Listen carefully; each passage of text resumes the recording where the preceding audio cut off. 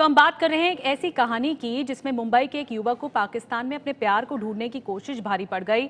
जो है हामिद निहाल अंसारी, मुंबई का रहने वाला। घर वालों के मुताबिक 2012 में 27 साल के हामिद अंसारी को इंटरनेट पर एक लड़की से प्रेम हो गया और युवक प्यार की तलाश में निकल पड़ा उसे पाकिस्तान में ढूंढने के लिए। हमारे साथ हामिद निहाल अंसारी की माताजी हैं फौजिया अंसारी जी। फौजिया जी, सबसे पहले तो यही मैं आपसे ये भी पूछूंगी कि जैसा कि आप पहले बातचीत कर रही थी एबीपी न्यूज़ से, आपने बताया कि एविएशन इंडस्ट्री में लॉजिस्टिक की नौकरी लगी थी अफगानिस्तान में और वही नौकरी बोल कर गया था। लेकिन पहले तो आपसे ये जानना चाहेंगे कि आपको पता कैसे चला कि पाकिस्तानी सेना के कब्जे में है आपका बेटा?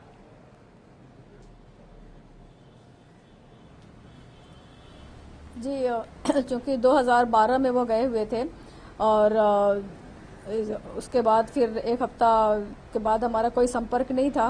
तो उनको जब हम ढूंढने के लिए अनेक प्रयास किए तो उस प्रयास में हमने पाकिस्तान में एक हेबियस कॉर्पस पिटीशन भी डाली हुई थी और उसकी हियरिंग 13 जनवरी को थी। और उस हियरिंग में हमें पता चला कि जो डिफेंस मिनिस्ट्री है उन्होंने अपनी रिपोर्ट पेश की पेशावर हाई कोर्ट के सीजे को कि हामिद आर्मी के कस्टडी में है। तो ये एक चूंकि अदालत में दिया हुआ स्टेटमेंट था डिफेंस मिनिस्ट्री का, तो ये एक ऑथेंटिक न्यूज़ रहती है और इस तरह से थोड़ा तसल्ली हुई, विश्वास हुआ मन को कि जो इतने दिनों से अनिश्चिंतता बनी हुई थी कि वो जिंदा है या नहीं है, तो कम से कम थोड़ा तसल्ली हुई कि चलो वो जिंदा है, सही सलामत है।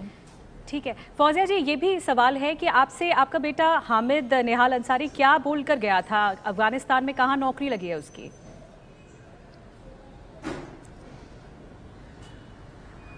जी, नौकरी लगी नहीं थी। उन्होंने हमें दिखाया था कि यहाँ पे जो उनका पसंद की नौकरी है एविएशन सेक्टर में, तो वहाँ चूँकि यहाँ पे उन्होंने बहुत सी कंपनियों को नौकरी के लिए अप्लाई किया था एविएशन सेक्टर में, लेकिन उन्हें सिर्फ एक्सपीरियंस न होने की वजह से रिजेक्ट हो जाना पड़ता था।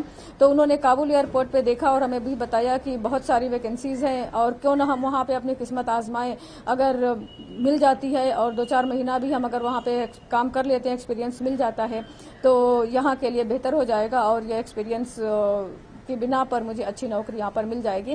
तो चूंकि अफगानिस्तान ऐसा कंट्री थी कि थोड़ा सा मन नहीं संतुष्ट हुआ कि उन्हें भेजें, लेकिन उन्होंने हमें कन्विंस किया और हमारे आशीर्वाद से उन्होंने वीज़ा ले करके वो गए हुए थे।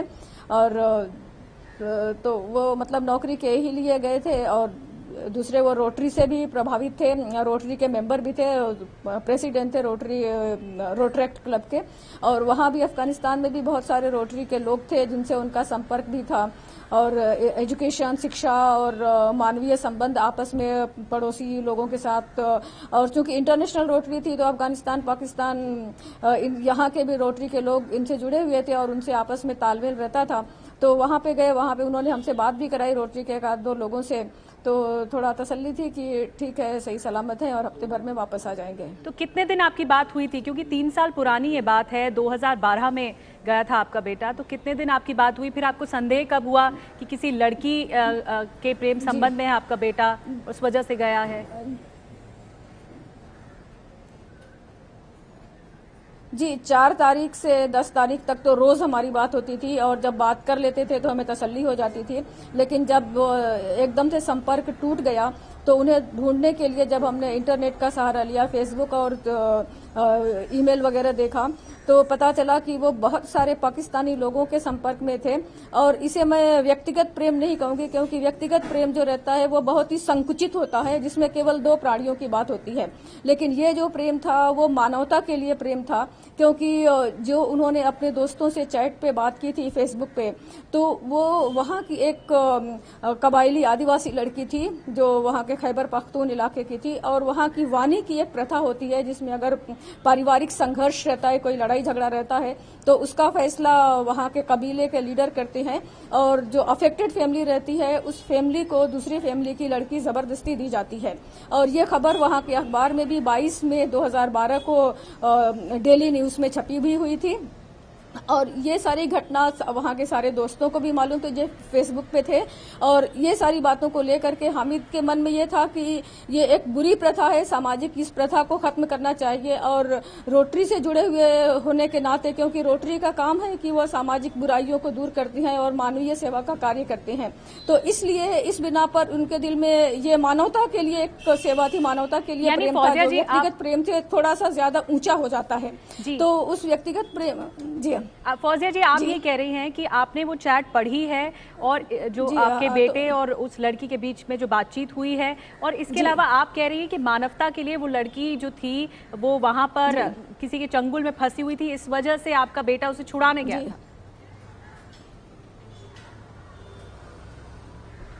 हाँ जी, चंगुल में मतलब वो वहाँ की प्रथा के अनुसार उसे दूसरी फैमिली में जबरदस्ती दिया जाना था। और ये अपनी कहानी, चूंकि वो भी चैट की फेसबुक की फ्रेंड थी, उसने कहानी ये अपने दोस्तों के साथ शेयर की थी, यह कहानी अखबारों में भी छपी हुई थी, तो इसलिए हामिद वहाँ के अन्य जो रोटरी के दोस्त थे उनकी सहायता से उसकी रक्षा करना चाहता था, उसको मदद पहुंचाना चाहता था। चूंकि वो उसकी फ्रेंड थी, दोस्त थी, अच्छी दोस्त थी, तो कोई दोस्त की मदद करना और इसे बहुत ज्यादा मतलब अपनी जान जोखिम में डालना, तो ये मानवता से भरा कार्य है। तो मैं ये कहूंगी कि न केवल इसे व्यक्तिगत प्रेम की दृष्टि से देखा जाए, बल्कि ये एक मानवीय प्रेम है और मानवता की सेवा के लिए मानवीय धरातल पर इसे देखा जाए, और उसकी सहायता के लिए वो गया था। हाँ, ये एक अलग बात है कि उसके जाने का तरीका जो था, वो जो दोस्तों ने बताया कि आपको इस तरह से आ सकते हो आप उनको, क्योंकि बहुत कम समय था, क्योंकि जो फैसला हो चुका था जिरगा का, और आपको अभी आना चाहिए वरना बहुत देर हो जाएगी, उस लड़की के साथ जो अत्याचार होना है वो हो जाएगा।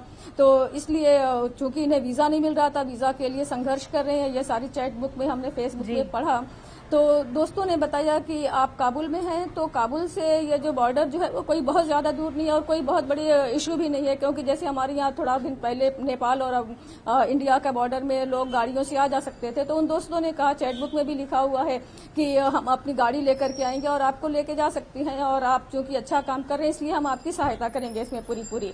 तो यूं कह सकते हैं कि शायद उन्होंने कॉन्सिक्वेंसेज क्या, इसका ये परिणाम क्या होगा, इसको कैलकुलेट नहीं किया होगा। उन्होंने दिमाग से नहीं बल्कि दिल से सोचा, और जो मानवीय धरातल पर काम करती हैं वो दिमाग से नहीं दिल से ही काम करती हैं, और इस तरह से जो भी है उन्होंने इस प्रकार से एक अच्छे इंटेंशन से अच्छे कार्य के लिए उन्होंने अपनी जान जोखिम में डाल दी।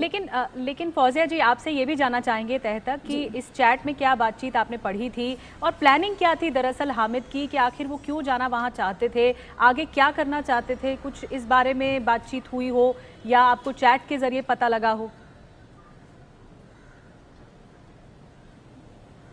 जी, जो कुछ भी हमें पता चला वो सिर्फ चैट के जरिए ही पता चला। जो 4-5 लोगों से जो दोस्त हैं उनमें एक ये डॉक्टर शाजिया खान है, एक अताउर रहमान है, एक अब्दुल्ला है, एक हुमैरा है, और ये सब अच्छे क्वालिफाइड, अच्छे शिक्षित पढ़े लिखे लोग हैं। और उनसे चैट में विषय में यही बात है कि जो दूसरी एक लड़की जो वहाँ के पश्तून लड़की है वो इस बुरी प्रथा का शिकार है और उसे इस बुरी प्रथा का शिकार होने से जरूर बचाया जाए, और यही उद्देश्य रहा होगा। और जब दोस्तों ने बताया कि बहुत कम समय है, आपको शीघ्र आना चाहिए, तो उन्होंने शायद ये नतीजे को नहीं सोच करके, उनकी सुरक्षा के विश्वास को सोच करके कि ये दोस्त हमारी मदद करेंगे और हमारे साथ रहेंगे, तो वो वहां पर गए। और चूंकि दोस्तों ने अब बुलाया, अब किस प्रकार से गए, शायद ट्रांजिट वीजा लिया या नहीं लिया वो तो हमें नहीं पता, लेकिन ये आप जो बता रही है वो अफगानिस्तान के काबुल की बात है। और उसके बाद जब दोस्त ने उन्हें होटल में ठहरा दिया। जी मैडम, हेलो जी, ये जो आप बता रही हैं वो अफगानिस्तान के काबुल की बात है कि एक पश्तून लड़की को बचाने के लिए आपके बेटे ने इस तरह से कि ये पाकिस्तान की लड़की की बात है।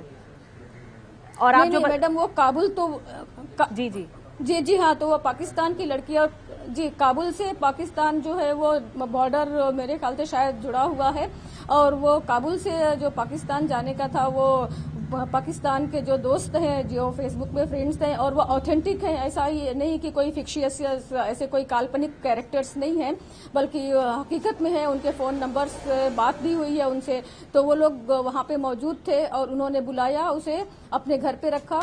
और तो ये मदद किसने की? कोई दोस्त वहाँ पर मौजूद था? और फिर वहाँ होटल से हामिद का कोई दोस्त था वहां पर, मदद किसके जरिए वो पहुंची? दोस्त वहां पे पाकिस्तान,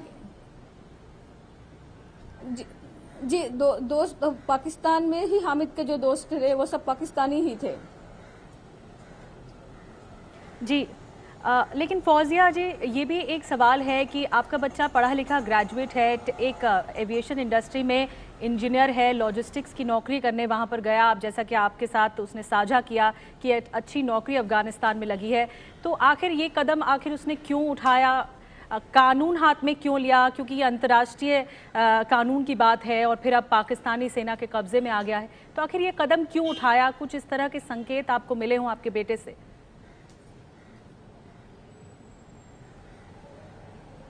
जी मैडम, ये तो संकेत मिले हैं कि वो जब वहाँ पे गए और किस प्रकार से गए, वहाँ के दोस्तों ने भी साथ दिया उसका, तो गलती हुई। और हम यही कहेंगे कि एक जज्बात में आकर के इंसान से गलती हुई, लेकिन उसको अगर हम उसका इंटेंशन देखें, उद्देश्य देखें कि किस मकसद से गया, तो मकसद कोई बुरा नहीं था। मकसद एक इंसानियत का मकसद था, एक प्रेम का, एक मानवता का, एक भाईचारे का की भावना लेकर के गए थे। कोई गलत मकसद से नहीं गए थे और उन्होंने शायद ये कैलकुलेट नहीं किया होगा कि इसका इतना परिणाम इतना दुखद भी हो सकता है। और इस प्रकार से वो वहां पर गए। इसी से संबंधित सवाल ये भी कि क्या दोस्तों से भी बातचीत हुई? शिकारी जाल में फंसता है तो उसे नहीं पता रहता है। जी, अब तो आपका बेटा पाकिस्तानी सेना के कब्जे में है, कस्टडी में है। दोस्तों से भी हमारी बात हुई। जी जी जी जी जी जी बोलिए फौजिया जी। जी हाँ, ये न्यूज़ से हमको, न्यूज़ लिंक से हमको पता चला कि वो वहाँ की आर्मी के कस्टडी में, सेना की कस्टडी में है। तो कम से कम एक ये तसल्ली है कि वो सरकार के अधीन है, सरकार ने अपने कब्जे में रखा है और हमारी अनिश्चितता तो दूर हुई। और फिर हम यही आपने मदद भी मांगी है। जी जी, रोकना चाहूंगी आपको, समय की थोड़ी। ये अपराध हुआ है, ये कोई जी ये जघन्य अपराध नहीं है, मानवता। जी जी जी, मानवता के लिए आपके बेटे ने कदम उठाया। ठीक है, एक छोटा सा कहेंगे सवाल ये कि आप सुषमा स्वराज से भी मिले हैं, इंटेंशन उसका देखते हुए उसे माफ किया जाए। जी जी, अब सरकार की तरफ से, भारत सरकार की तरफ से क्या आश्वासन मिला है सुषमा स्वराज से? हमारी अपने, सबसे पहले तो हम अपने भारत सरकार की शरण में हैं उनसे।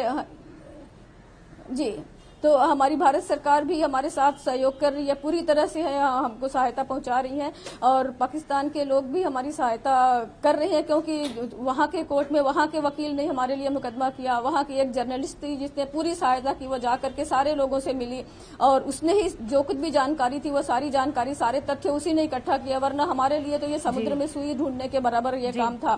तो इस तरह से वो वहां के ने जी मानवता दिखा करके सहायता की।